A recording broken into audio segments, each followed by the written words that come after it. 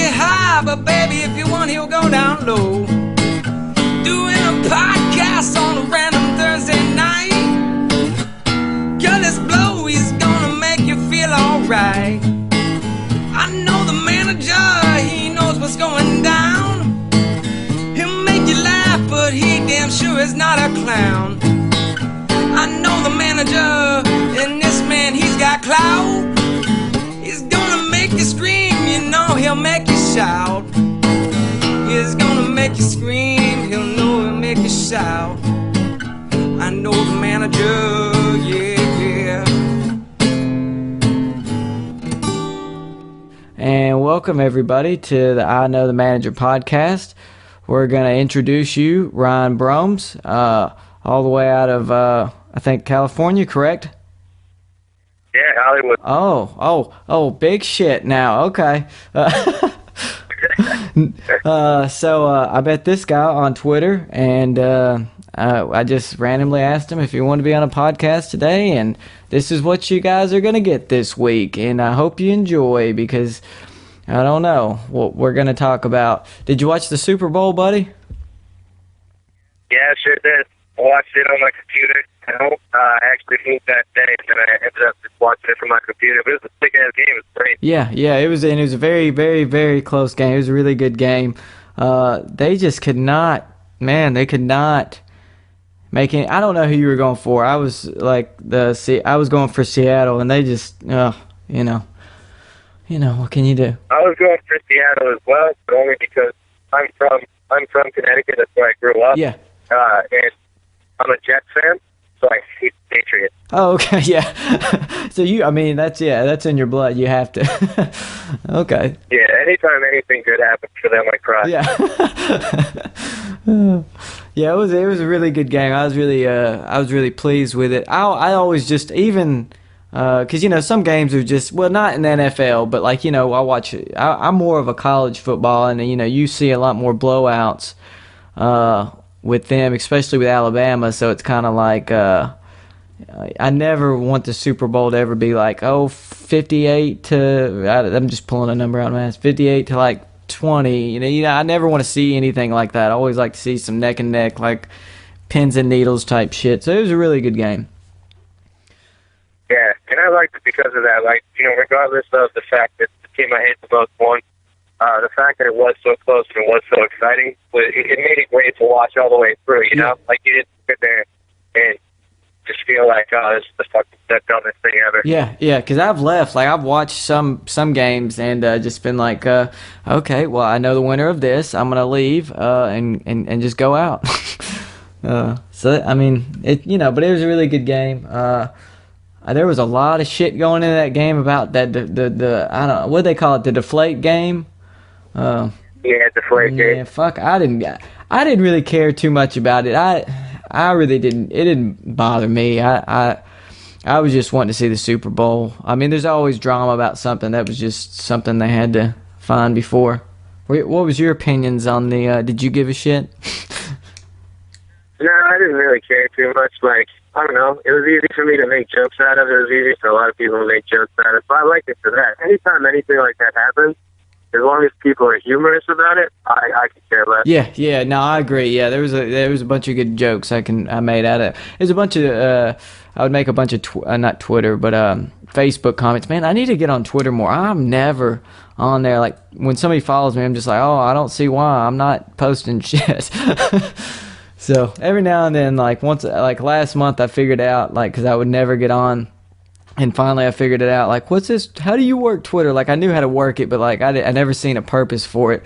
And then I was just like, I can just hashtag, deflate game and just make jokes or something, just like a few one-liners, and that kind of changed my world for like a week or two. But I don't know. I see you do that a lot. I was like, he's pretty funny. Thank you. I appreciate that. Yeah, a lot of people, even me, when I started Twitter, I didn't really realize how it all worked. But now, I'm up to like 96,000 followers. So yeah, I noticed you had a lot of followers. I was like, gosh, why is he following me? I have no idea. I follow a lot of people to throw myself in front of them. Because like even though I have like a large following, I always want more. I strive for more because when I tour, Yeah. you know, I want to be able to say, hey, I'm going here, and then have people be excited about it already. Yeah. But because I'm not on national TV, I don't have that. You know, huge line of people standing at the door like, oh, this guy was on that TV or this guy is on this show, and I love that show.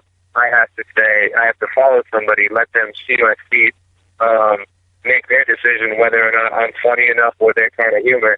And then if they follow me, I now have one more person that I can connect with. Yeah, man. Hey, okay, yeah, okay. Now I need. Now I'm on Facebook. Like I'll share my like my shows and stuff, and just like, hey, come check me out, or this is my new podcast, or you know. But Twitter, I basically but that makes a lot of sense. That makes me want to do that because that makes a lot of sense because I'm definitely not on TV, and you're closer to being on TV than I am since you're in Hollywood. I would imagine. That's just my thought. Like you're right there in the thick of it. Yeah, I'm friends with a lot of people's favorite comics now, which is nice. Because I only came out here about a year ago. I started off comedy in Connecticut, and then went to New York from there, did some stuff in New York and Boston, and then I came out here. I moved out here. Yeah, man, that's good. I haven't done comedy long. I started last year, and then now I'm starting to. I don't know. I did a show Friday. I did another feature show before that, and then like next week I'll be in Atlanta. This is gonna be a weird show. I'll just be at a house. It's called the House with Eyes, or the House Has Eyes, or some shit. But it's funny because like we invented a group page, or they did, and then I just post like weird shit like this house is creepy, but not as creepy as me. So because I always like I don't know, if you get to know me or you listen to my podcast, like I make it like, especially if I have a girl or a female on, like I make it weird, like they know me, so like if it's just a random girl that I don't know, I won't make it weird. But so I'm excited to do that. I like intimate settings, I guess. So it's in a house. I've seen pictures. It looks like they can fit like 30 people in there or something like that. So that's kind of cool and interesting. It's different. So yeah, that's cool. I mean, some of the best shows that I've done are concept shows. We had one out here called PUI, Performing Under the Influence. Mm-hmm. And I did that one about last December, I believe, and it's something where you can't drink 24 hours up to the show or, you know, smoke or anything like that, which out here is all very prevalent. Mm-hmm. And then you go up, you do a 3-minute set, dead sober, and then they put like 10 comics on the lineup, so when the other ones perform, you now get hammered out of your mind while they go perform. Mm-hmm. So like you have an hour up until you go up again, and by the then you get shithoused, and you go up and you do a 7-minute set, completely wasted, and then you see how it works out. That's a different concept. I've never man, I'm going to yeah, so any Huntsville comedians listening, try that out. Let's set that up because that sounds like I don't drink or anything. I used to drink, but I don't anymore, so that's funny for me to say. Like they're like, "Curtis, why are you saying that?" So, but no, that's a funny concept to see. I would like to watch that. I would just want to host it, you know. Well, the guy that hosted, the guy that created it, actually, Ryan Talmo, very funny comic out here. It's kind of something that's a necessity because it's LA, and like, you know, we're talking about, there's probably 1,000 comics out here, or aspiring to be anyways. And you've got the 3 main clubs, you got the Improv, the Laugh Factory, the Comedy Store. On top of that, you now have like shows at the Meltdown, you know, the comic book place where they film all the Comedy Central stuff and everything. Mm-hmm. So when they do bar shows, when they do concept shows, they really need to make it fun for the comics because it's, you know, that's the most important thing, is just making sure you're still happy with what you're doing. Mm-hmm. So we come up with a whole bunch of different ideas, and he's come up with some of the best ones. I think you said most recently he wants to film a special on the Red Line, which is like a Metro thing, where he would take the bus and just film a comedy special, telling his jokes to strangers. That's interesting. No, that's a brilliant idea. See, like in Huntsville, I don't like just now. Are we breaking into like some crazy? Like we get like we've had like Mike Kaplan, Dave Stone, like we get a lot of touring comics in here, but like just now, or like we just exploded in the last 3 months as far as like shows and like breaking through new stuff. Like we set something up with Prototype Media, and it's kind of just like the audience, like this whole room is a green screen, like it's just painted green, and then we just film it, or they film it. But it's really like, I don't know how to. They've helped us out a lot grow. That's just a weird fucking thing to. I don't know. That's just it's a fun room, but it's just weird. So it's kind of like now we're starting to break in to some new avenues, I guess. Of I don't really know how to explain it. Man, but I don't know. It's just fun down here. Have you ever heard of the Huntsville comedy scene? Not specifically. I do know a comic from Alabama, Grantham. I don't know if you've ever heard of him. Man, that kind of does, like, that name does sound like it was said or something, maybe. But I'm not sure. It might have just been a passing name, this guy. I don't know if he ever did the Huntsville scene or Alabama scene whatsoever. I know that he went into the Navy to be a SEAL, and when he got out, he was in San Diego, and he moved up here. But that's as far as I know about comedy type scenes down there in Alabama. Yeah. Everybody, pretty much any comic that ever comes says we have our shit together. So that's pretty. We always like to hear that. Like we're doing, pretty good, because it's a fucking. Like, see, like I guess we're trying to grow everything and just make it better, and we're getting better, and it's like we all work together. None of us like work against each other, I guess. I mean, there is that, I guess, sometimes, I guess, but it's just we're more helpful than harmful to each other, and then when we make shows, we don't step on each other's toes. Yeah, and that's huge, because that's what happens a lot. Comedy and everything, as long as you guys are like friends and happy, and everybody's like tight-knit community, It makes everything so much better, because when you pile your creativity together, you get the rights together, there's no animosity. You don't have to be like, oh, I want to go to this show, but I don't really want to be there because then I'm that he's a douchebag. Yeah. So that's cool, and that's a really good thing to have. Yeah, man. So, how long have you been doing comedy? 6 years now. Okay, man, that's a good while. Okay, cool. And were you just like up in one day like I'm going to Cali? Like, did you just plan it out, or you just kind of just like, man, it's time for me to go where because like when I talked to Dave Stone, he says you either go to New York or you go to Cali. For me, I had the guy that got me into comedy was my friend Tony, and he was already doing he was already doing the open mic. Yeah. And I wasn't, because before I got into comedy, I wasn't necessarily even really a fan of stand-up. I had never seen any or done any. He just said, hey man, I do this open mic, I think you'd be good at it. You should try this out. So I got into it because of him, and then he died. And that took a hit on me, and immediately I planned a trip out to California just to see it, explore it. Mm-hmm. I loved it a lot. Just for a week, I went back home, and then I made that decision. When I came out here, I was like, you know what, this is what I need to do. This is where I want to be. All comedy aside, the sunshine, just the atmosphere, the people, it was for me. Yeah. And then I came out here, and I made it happen. Damn, okay, that sounds awesome. Yeah, because I always, I'm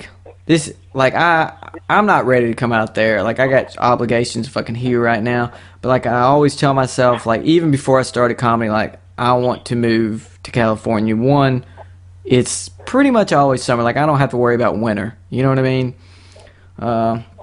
And then, but I would love just to move out there. Like, every now and then, I just want to get in my car. Because I got this, like, I could live in it's like a van, but it's like not a van. I don't really know, but I would just be like, hey, I want to live in my van and just do comedy out there, and eventually, start making money, I guess, somehow. Even if I knew it would be I'd have to get a job, but then I have to worry about a fucking car payment, and then I run into just staying here. So it's kind of like counterproductive if I move. So. Well, I mean, it's all about. I have a lot. It's tough for me to say. I have a lot of friends that always told me I shouldn't have came, because I didn't come prepared. I didn't come with a lot of money at all. I came with about $500. Yeah. And I, everything I've gotten, I can say has come with some amount of luck. Yeah. Because like you said, I have the podcast that I would do where I would interview comics across the country, and it's predominantly New York City based. And the day I got to California, like the day I woke up, I had an email from iHeartRadio that they picked my show up. So that was the first day I got here that happened, and for like no particular reason. That in itself was like a key to a door for me, because then when I introduced myself to the comics out here who had no idea who I was, they were like, "Oh, iHeartRadio, I can be on your show. I'm going to kick your nights instead of, alienating you for the first year if you're out here." So I got very lucky in that aspect. And then after that, it was just about performing and proving, what I had built myself to be. Yeah, yeah. Okay, well, so now I guess we'll move on to something. How do you feel about Valentine's Day? That shit's coming up. How is that going to go for you, buddy? No, that's hilarious. Because I know you said something earlier about Alabama passing the gay marriage, too. Yeah, yeah. And I think that's awesome. Because, like, two of my really good friends, Jared and Twan, they live in Massachusetts in the Berkshires. And they got married in December. And I tell you what, it was the one wedding I wish I could have done. Yeah. Like, I had to miss it because I didn't have enough to get back across the country for it. But, you never meet two better people in the world. And, when you see that, and it doesn't really matter, man or woman. It's just like two people care about each other. Yeah. Fucking let it be. Yeah, man. Like, I was very surprised because, like, last week it was like, no, it's not going to happen or something like that. And then, like, a week later, it was basically like we asked for an extension. When I say we, I don't mean me, really. But, like, they wanted an extension to, like, delay it. And then I guess the federal was just like, nah, I mean, we're not going to give it to you. So, basically, go ahead and February 9th, you're gonna have to. So I was just like, man, that's just crazy. Because in my mind, like even last year or the year before, I was like, man, we'll be the last fucking state to get it. Because I just know how unprogressive Alabama is. You know what I mean? So it's kind of like, we're never going to get it until everybody else does. But then it really happened. I even Googled it, and there was like 36 states that had it. So I was like, well, we weren't in the 40s, So I was very excited about that, man, because I got a lot of homosexual friends, and I'm just like, man, it sucks, because I even last year I even walked in we have a gay pride parade here, and I even walked in that. I was like, this is pretty cool. I got hit on a lot. Oh yeah. I'll tell you what, man, out here, because that's like, there's West Hollywood is like the gay capital of our country. Yeah. And the parades are ridiculous. Like, it's almost like the Mardi Gras of Hollywood, because everybody is just insane.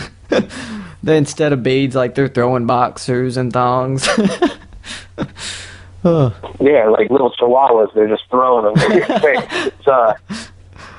But it's a phenomenal thing, and that's what I take of it. Like a lot of people are like, "Oh my God, what if he touches me?" I'm like, "Yeah, I don't know. What if, like, whoever what if your mom touched you and gave you the needles or something?"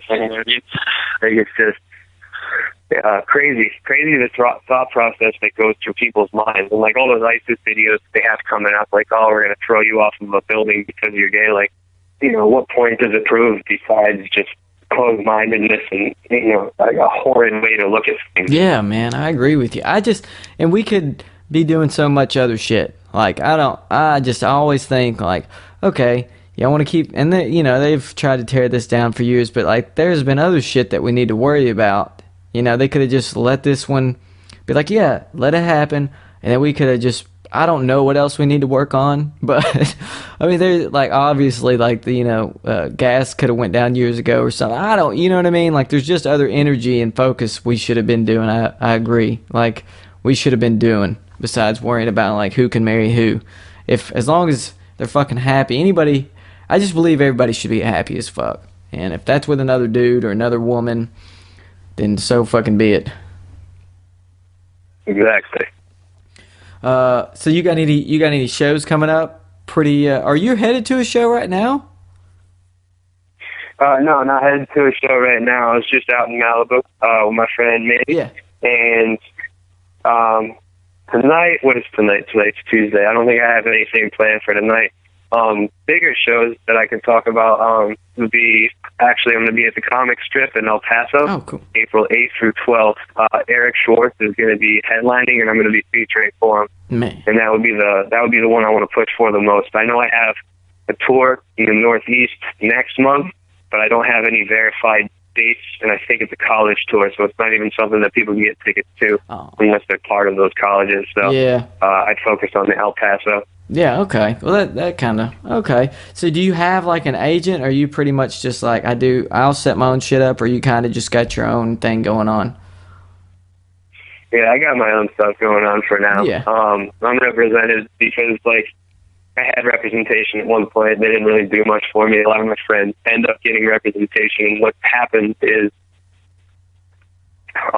they drop the ball. You know, when you rep yourself, you do all your work. You push yourself. You know what you're looking for. When somebody else represents you, you kind of lay off of that because you expect them to do it. But unless you're a high-profile client, they don't. A lot of times, they're going to put in 10% of the effort that you would have, so your career ends up taking a hit. An example of that would be my friend Annie, who's a comic. I'm not going to say her last name just because I don't know if she wanted me to share, but it was regarding Chelsea Lately, and you know that was her pop, and Chelsea contacted her people, and her people didn't respond. So then Chelsea Lately's people contacted her directly and said, "Hey, we just wanted to check one more time and make sure you're not interested because we have herpes." And she flipped the nut, immediately fired all of her management, agency, you know, it's everything. And then went about it that way because that's how it is. You know, if you're not the top priority, you're always your own top priority. Yeah. But to be an agent's top priority, you have to be the one making them the most money. And that's how they operate. They get 10% of everything they book you on. Yeah. Well, that makes sense. Okay. Well, I'm glad I'm pretty much a self-promoter. Like, that's just, I don't know. That's just always how I've been, just even with the podcast and with everything. Because I don't like to be in control. So, and it just seems easier that way. Like, I don't have to wait on anybody. Like, if I need to go do something, or like call somebody, I don't have to wait for a call. Man, I'm very impatient, so I don't want to wait. So, no, that's shitty though, man. Well, I guess the agent part of it, I never knew it'd be like that. But that makes, I mean, I could imagine, but it just sucks. Like, if you're not making them money, then they, you know. But that's their job, I guess. But still fucked up. So that's good. You're doing your own thing, though, man. Because it seems like you got a lot going on as far as that. Now, are you still doing the iHeartRadio thing, or is that did you say it was canceled or what? No, look, I was recording out of the Lovitz Comedy Studio and Universal, and that club itself shut down. I have a contract with iHeartRadio for 10 more years, so as soon as I want to start recording again, I'm going to. I'm trying to figure out the direction that I want to take it in to make it better, because I've been rolling with this for a couple of years now. You know, just like interviewing people. Hey, I can't hear you. Okay, there you go. However, I wanna like, my idea is when I start touring and I start going on the road, that's when I really want to kick it into gear. That's when I want to start recording again. I want to have like cool road stories. I want to have stuff that people can really like listen to and thoroughly enjoy. But I also want it to be something where not just somebody that's a fan of comedy, but somebody that's a fan of life can enjoy it, because that's when it's going to pick up the rating. Yeah, man, I agree with that. Okay, that's a good direction to go in. Right now, I was on another podcast the other day, and I was just like, he's like, you do a lot of experimental stuff. I was like, I just never want to get bored, because this is my, like, at the end of the day, like, I love comedy, but this is kind of, if it wasn't for this, like, I don't think I would have started comedy. You know what I mean? Like, stand-up comedy. I would have just did this podcast. So at the end of the day, it's kind of my baby, and I don't want to get bored, but I don't want any of my listeners to ever be like, man, it's the same Will every week, you know? So I just... No, yeah, and a lot of things run into that, you know, because a lot, especially when it comes to the fact that a lot of, like, if an average person listens and then you talk about comedy, but strictly, like, a lot of people be like, oh, I bombed on stage, but they won't explain it, then people don't understand what that means. Yeah. You know, like, it's almost like they're listening to Chinese people speak, and it's funny because you think it's funny, sounds funny, but you have no idea, so there's no depth behind the conversation. Yeah, only the people, I guess, only comedians or people within that realm are going to be like, huh, you know, or not even, they're just going to be like, oh, okay. But then the average listener just doesn't understand. That makes perfect sense, yeah. Well, man, it's been 24 minutes, so I know, I mean, we still got a few minutes of just, you know, giving us kind of an idea. I don't want to hold you up or anything. So you got that show going on, you got the podcast, you're doing it, man. What else do you want to talk about? Do you got anything you want to ask me? I don't really ever talk about myself on here. Probably should. What do you do outside of comedy? I am the general manager of a pizza restaurant, a pizza franchise, and I've did that like 9 years of my life. As far as working with the company, as far as just being a manager, I've only did that like 4 years, maybe 5 now. No, it's been 4, and that's just been most of my life. Which, I mean, it's... Well, that's cool, man. Yeah, it's fun. I enjoy it until it just sucks being the manager sometimes. You know, you want to stab customers or cut an employee's throat. But, you know. Oh, yeah. Well, that's... Even out here, you know, because, like, regardless of everything else, like, I'm a bartender on Sunset as well. Mm-hmm. And so I completely understand that. And I love the service industry because of what it puts in front of you. Yeah. Like, hey, I love to help people, which is great, but I have high anxiety about it, which also makes it horrible. Oh, yeah. Because, like, even if they're being an asshole to me, if I can't for some reason, like, if they're like, hey, I want fries, I'm like, okay, and it takes our kitchen 30 minutes to get it to it, I'm like, oh, shit. Yeah, you don't even want to bring it to them. It's just like, oh, man, I just fucking feel bad that you got this service. It's not my fault. Exactly. It's not my... But at the same token, I do what I can to make it right, as long as, you know, they treat me right. Yeah. And, but there's so much, you know, there's so much stuff that comes from that. The people that come in don't understand, like, I don't know. I never treat restaurants the same after I started working at them and everything like that. So I dig it. Yeah. Now, if I go into a restaurant, it takes a little while to get my food, or like, you know, something's off, or you know, they're just having a bad day, and you know, they're not as chipper as, you know, you would imagine. I'm just like, you know what? I understand. You know, like if it takes like a little while to get my food, I'm just like, man, they're just fucking busy, and that's, you know. Yeah, and it's understanding that. I mean, for me, in the life that, like, where the direction that my life is headed right now is one of success, which I'm happy about, and I'm really, really stoked for, and I can't wait for it.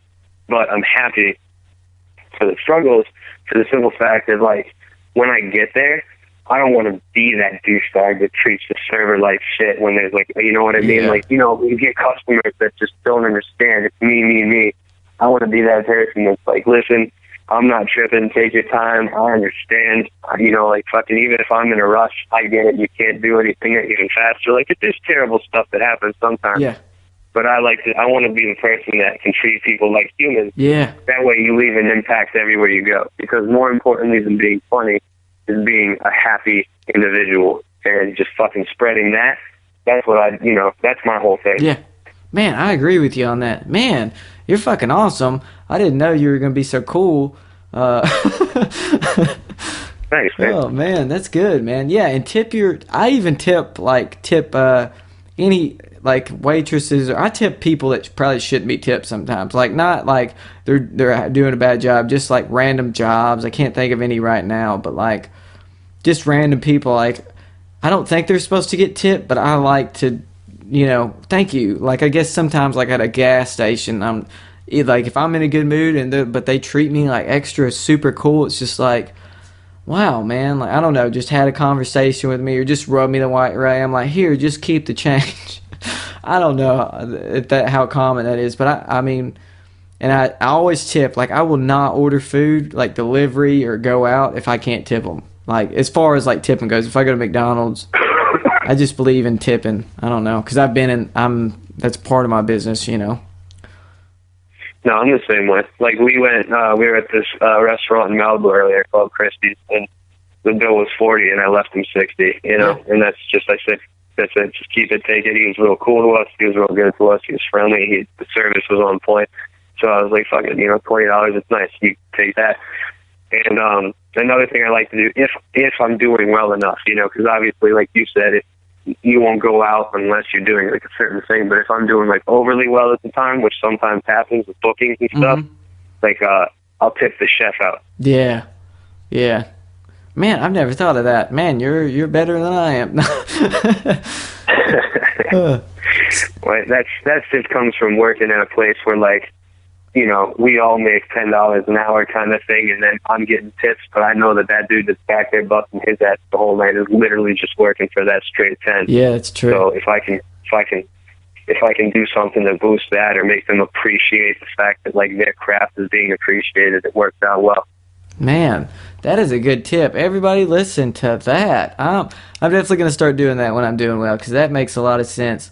So we're at 30 minutes. I'll ask you one more question, and you don't have to answer, but do you have, because I have a lot of comics that listen, and then I got a lot of average Joes just like myself.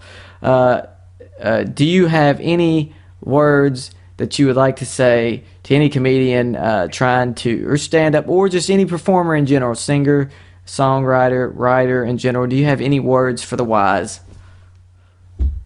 Yeah. If you don't think you're funny, then who will? And I wrote that on my first notebook, and I wrote it on the last notebook, and I'll write it on every single notebook, because if you think a thought is funny and you find humor in it, it's funny to at least one person. And there's always more people just like you, and it's about finding your audience, but it's also about finding out what exactly you thought was funny about that, and then being able to show it to the audience the way that you saw it, you know? It's like a great movie. A great movie wouldn't have been great if it wasn't shot in a certain way to see those scenes in the way that they were imagined. And that's exactly how it is in comedy and in life. If you think you're good at something, if you think you have something to share with somebody, they might not get it. That's fine. Don't throw it away. Find out why they didn't get it. Dig deeper, push yourself further, and then in a year, it'll spawn into something that could eventually land you here next to me. You know? Awesome, man. Well, man, I appreciate you coming on. This has really exceeded my expectation. You're a really good guy. If I'm ever in Hollywood, I will definitely hit you up. Hopefully, I will be out there one day. Fingers crossed. So I'll let you get to it. But let's. I want you to get like your. I want you. You know, if you want to plug your Twitter or Facebook or anything, here now's the chance. Cool. Yeah. Anybody can friend me. Ryan Broems, Broems, on Twitter at Ryan Broems. And then Instagram, Ryan Broems. It's all just my name. Yeah, just all his name. And I'll if y'all see him, I'll tweet out some things on Twitter if you've seen me. He's on there. I've kind of messaged him a few times, so just check that out. But man, this has been a great episode. I appreciate you coming on. And to all the fans, I want to leave you with this: just slate it.